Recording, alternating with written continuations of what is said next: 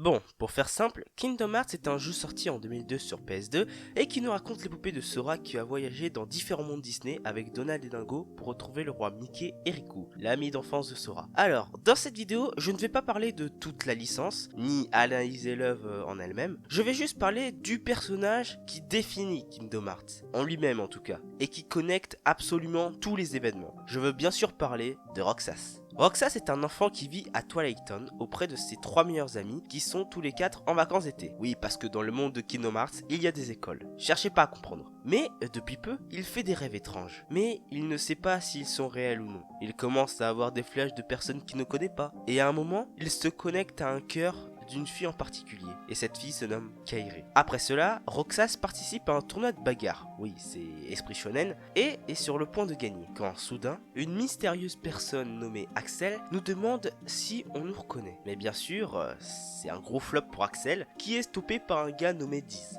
Lors du dernier jour, Roxas veut enfin savoir ce qui se passe pendant toutes ses vacances, et va donc rejoindre l'endroit le plus mystérieux de la ville, le manoir. Et à l'intérieur, une petite fille l'attend, avec différents dessins avec elle. La jeune fille s'appelle Naminé, et elle lui raconte enfin la vérité. Roxas est depuis tout ce temps le simili de Roxas, c'est-à-dire qu'il n'est que la création de Sora, et que tous ses souvenirs étaient des faux. Roxas vivait depuis toujours dans un rêve éveillé. Ne pouvant pas supporter la vérité, il va se retrouver dans la pièce de contrôle où il va retrouver Donald et Dingo qu'il ne connaît pas, vu que ses souvenirs sont en fait les souvenirs de Sora. Et à l'intérieur de la pièce blanche, il retrouve Diz et une certaine personne que l'on connaît très bien.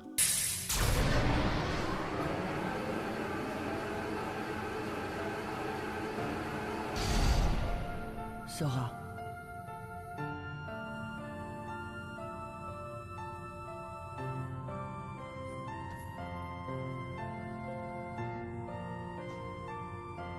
Tu as de la chance. Pour moi, les vacances s'arrêtent. Ici.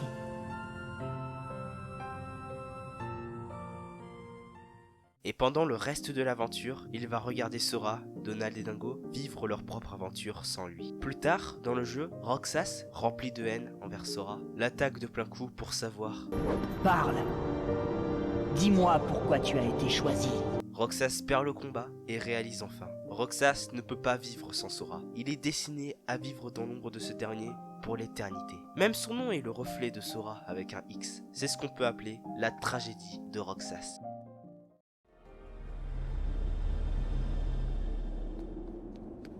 Come on, wait up! Who are you?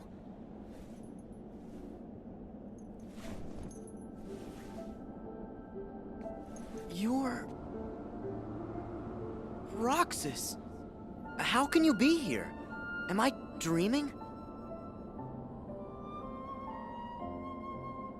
Come on, say something! This could have been the other way around. Huh? But it really has to be you. What do you mean? There are so many hearts that are connected to yours. You're me, so you can feel what I felt.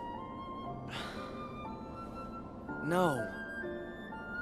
Roxas, you're you. We're not the same. I wanted to tell you that.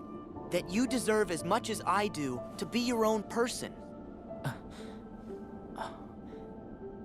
Sora, see?